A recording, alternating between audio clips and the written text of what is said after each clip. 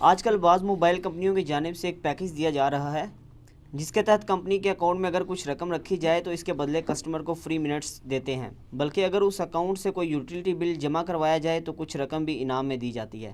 کیا ایسا اکاؤنٹ کھولنا، اس میں رکھی گئی رقم کے بدلے بغیر کاروبار کے مالی نفع اٹھانا سود ہوگا یا نہیں؟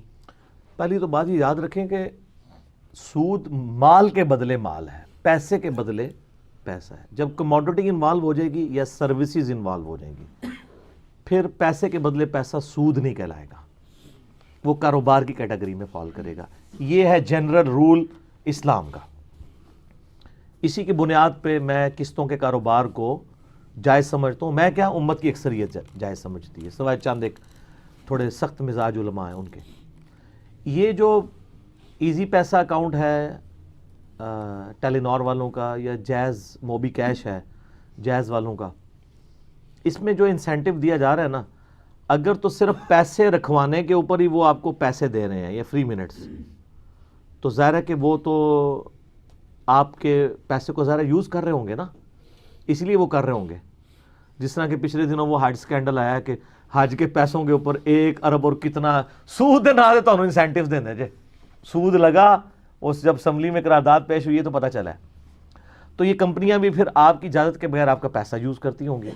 اس پیسے کے بدلے جب آپ کو پیسہ دیں گی، یا تو وہ آپ کے ساتھ طے کر لینا کہ ہمیں جب پروفٹ ہوگا تو پھر ہر دفعہ ڈیفرنٹ ان کو پھر دینا پڑے گا، وہ پروفٹ کی شرح دیں، نہ کہ فکس کر لیں کہ جو 1000 روپے رکھائے گا اس کو 50 روپے دیں گے۔ نہیں، وہ کہیں جی 1000 روپے جو رکھوائے گا ہم اس 1000 کو کاروبار میں لگائیں گے، اگر ہمیں 100 کا پروفٹ ہوا تو آپ کو 50 دیں گے، اگر اگلی دفعہ 200 کا ہوا تو ہم آپ کو 100 دے دیں گے، اور اس سے اگلی دفعہ اگر 20 روپے ہوا تو آپ کو 10 روپے دیں گے۔ تو اس طرح کا تو صاحب کسی نے نہیں رکھا ہوا، تو ظاہر ہے پھر یہ سود کے اندر چلی جائے گی چیز۔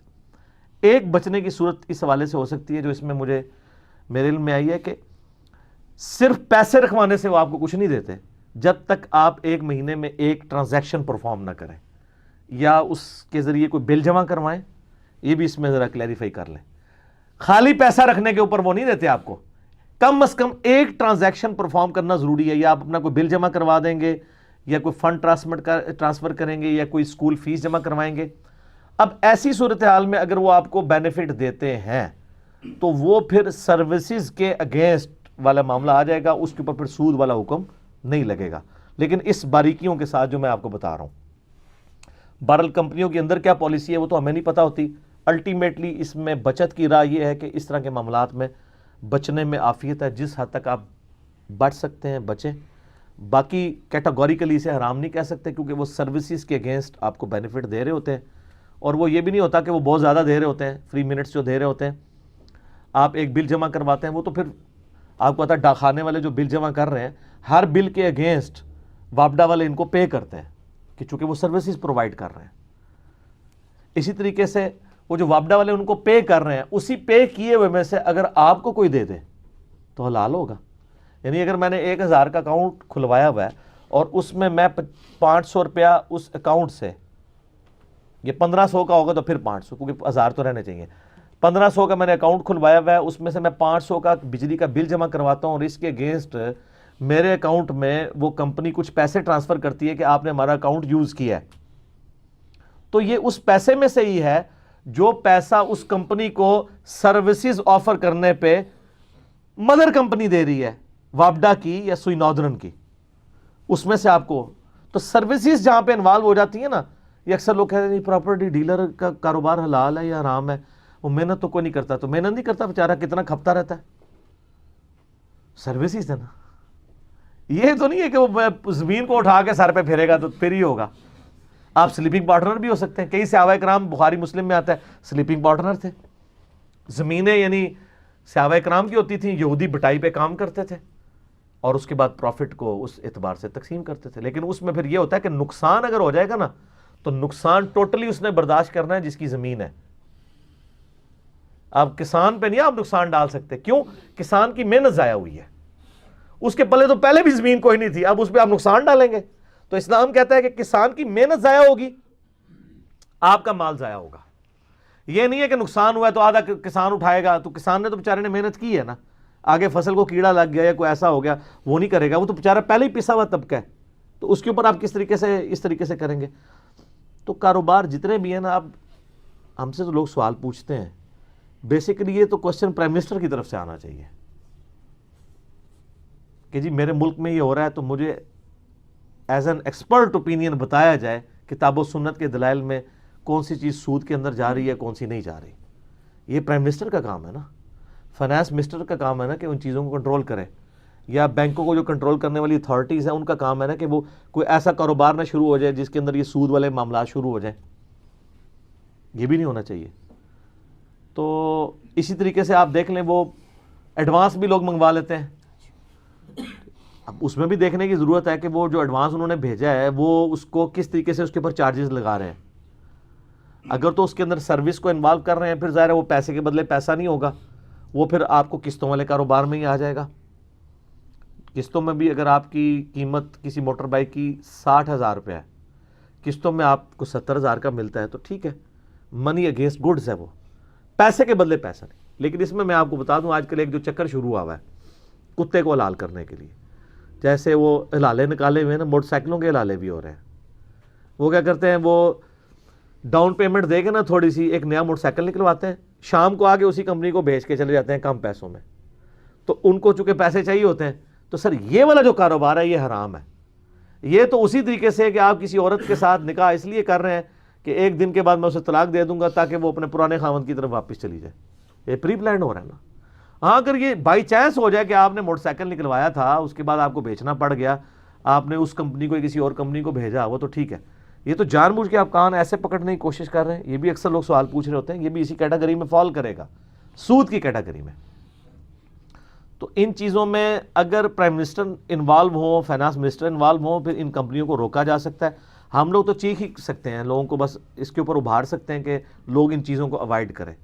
تو یہ میں نے آپ کو ایک جنرل رولز بتا دیے ہیں.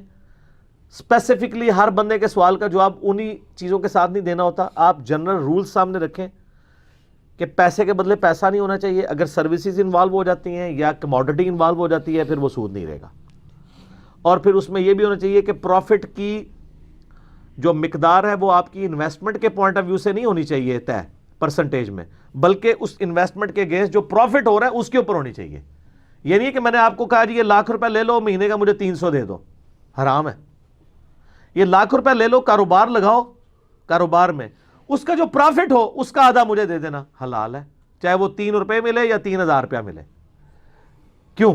اسلام کہتا ہے ظلم نہیں کرنا, وہ ڈوب بھی تو سکتا ہے اس کا پیسہ, آپ نے اس کو پابند کیا ہوا ہے. البتہ اس کی ایک دوسری شکل بھی ہے, وہ ہے کرایہ.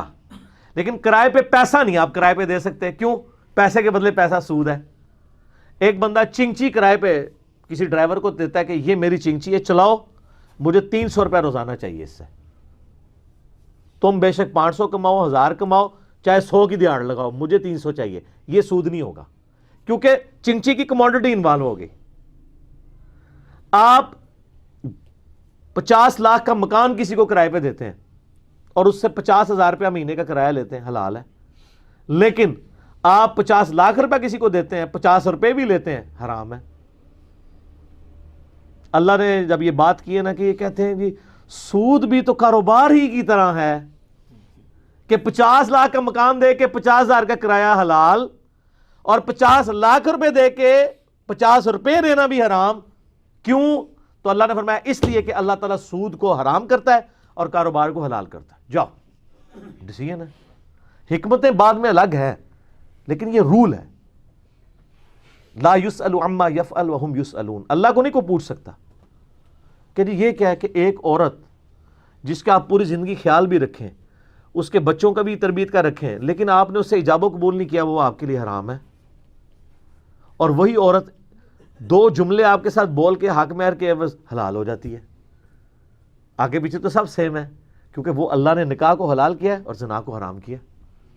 تو یہ شریف پابندی ہے, حکمتیں ہیں. اللہ تعالیٰ نے پارہ نمبر 28 میں فرمایا کہ ایسا نہ ہو کہ دولت صرف امیروں میں گھومتی رہے. اللہ تعالیٰ کاروبار کو پروموٹ اس لیے کرتا ہے تاکہ پیسہ رننگ میں آئے اور اس کی وجہ سے لوگوں کا روزگار کھلے اور کاروبار حلال. مثلا ایک بندہ نے 10 لاکھ روپے کی, اگر اب تو 10 لاکھ پرانی بات ہوگی, اب تو 25-30 لاکھ کی گاڑی وہ لے کے چڑھائے گا رینٹ کار کے اوپر, تو اس کے ذریعے ایک ڈرائیور کا کاروبار بھی کھلے گا, گاڑی کی وجہ سے پٹرول ڈلے گا, ڈینٹنگ پینٹنگ والے کا بھی مسئلہ ہوگا, آئل چینج کرنے والے کو بھی کاروبار ملے گا, ٹائر چینج کرنے والے کو بھی, کتنے لوگوں کا روزگار کھلے گا. تو 10 لاکھ روپے یا 20 لاکھ کی گاڑی آپ روڈ پہ ڈالیں, اس سے کمائیں حلال ہے, لیکن 20 لاکھ روپے دے کے کسی کو کمائیں تو حرام ہے. کرایہ کو اللہ نے حلال اسی لیے کر دیا ہے کہ کموڈٹی انوالو ہے. آپ اسلام آباد میں ہمارے آئیں, اسلام آباد میں کئی لوگ ہیں ان کو کہا جاتا ہے کروڑ پتی غریب. یہ ٹرم آپ کو اسلام آباد میں جا کے سمجھ آئے گی, چھوٹے شہروں میں سمجھ نہیں آ سکتی, ایون لاہور میں بھی نہیں سمجھ آئے گی. لاہور میں بھی وہ کرائے نہیں ہے. اسلام آباد میں تو ایک ایک کمرے کے کرائے اتنے زیادہ ہیں.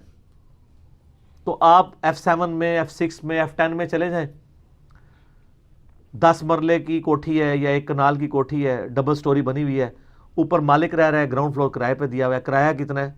1 لاکھ روپیہ, 1.5 لاکھ روپیہ, اور اسی سے اوپر رہنے والوں کا مہینے کا خرچہ چلتا ہے.